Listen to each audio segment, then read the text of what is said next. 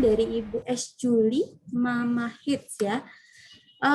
Mohon bertanya dokter, di usia berapa bulan untuk batita untuk bisa dilakukan screening pendengaran? Apa nama tes pendengarannya dan bisa dilakukan di mana? Terima kasih. Silakan dokter. Ya, terima kasih. Sebenarnya untuk screening pendengaran itu bisa dilakukan bahkan pada bayi baru lahir ya. Umur 1-3 hari bayi di rumah sakit itu sudah bisa kita lakukan screening. Itu yang tadi namanya OAE tadi ya. Auto Acoustic Emission kalau kepanjangannya. Jadi itu menilai saraf sebenarnya, saraf. Jadi pada saat kita mendengar kan ini energi bunyi itu pertama kali akan diubah menjadi impuls saraf ya, listrik tubuh. Nah, disitulah yang pertama kali merespon itu, mengubahnya itu. Jadi bila itu ada, maka insya Allah impulsnya akan sampai ke ini ya. Tapi kalau misalkan itu terganggu, artinya secara awal anak sudah akan mengalami gangguan saraf seperti itu. Jadi sebenarnya kalau idealnya kapan dilakukan screening, justru pada bayi baru lahir pun sudah dilakukan. Dan ini juga tergantung, kalau misalkan terbatas ya namanya juga rumah sakit, mungkin tidak akan semua dilakukan ya, karena itu juga biaya mungkin akan terbebani oleh keluarga ya, itu juga akan menjadi masalah. Tapi bila terjadi bayi yang lahir kemudian dia prematur tadi ya, faktor-faktor risiko prematur, bayi kuning, atau dia pernah dirawat di ICU, atau dia pernah menggunakan ventilator seperti itu, maka itu adalah faktor-faktor risiko di mana dia sebaiknya dilakukan screening pendengaran. Kalaupun agak terlambat mungkin usia 6 bulan bisa kita lakukan lagi ya. 6 bulan ini biasanya evaluasi kadang-kadang. Misalkan bayi yang sudah pada saat umur OI-nya ada sedikit bermasalah, maka kita evaluasi lagi setelah usia 6 bulan.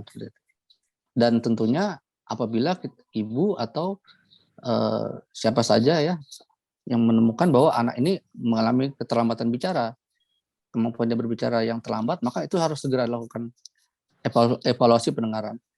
Dan tergantung usia ya, kalau misalkan bayi atau dia anak-anak yang belum bisa diberikan perintah, maka pilihannya adalah tentunya OA dan BERA tadi ya.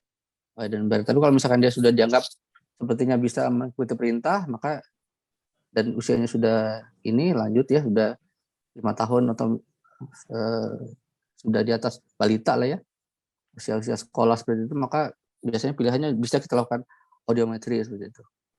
Tapi ada juga kita sebut sebagai audiometri behavior ya, dia tergantung ininya. Jadi kita melihat respon anak berdasarkan ini dia responnya terhadap suara dan terhadap gerakan-gerakan seperti itu.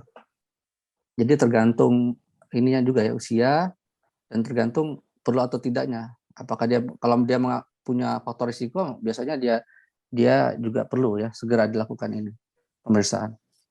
Jadi sedini mungkin sudah bisa dilakukan.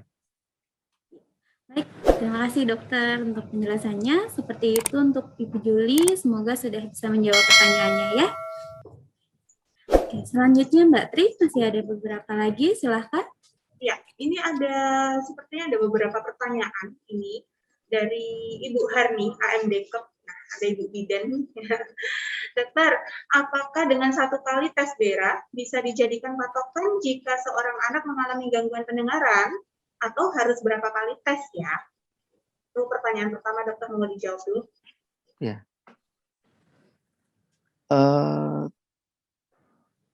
Yang namanya pemeriksaan tentu ada ini, ada bias atau ada kesalahan seperti itu ya.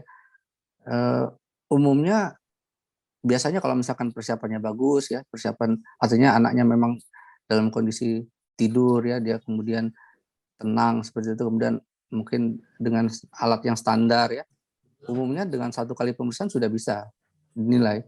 Karena misalkan BERA-nya memang mengalami ini, dia tidak akan berkembang lagi gitu. Seperti itulah kondisi yang pada anak tersebut gitu ya. Meskipun ya tetap saja, karena kan pemeriksaan BERA itu juga tidak sebentar ya. Kadang-kadang bisa sampai 1 jam. Jadi karena untuk mendapatkan gelombang yang benar dari, ini benar-benar gelombang listrik dari jarak sarafnya itu kan perlu waktu.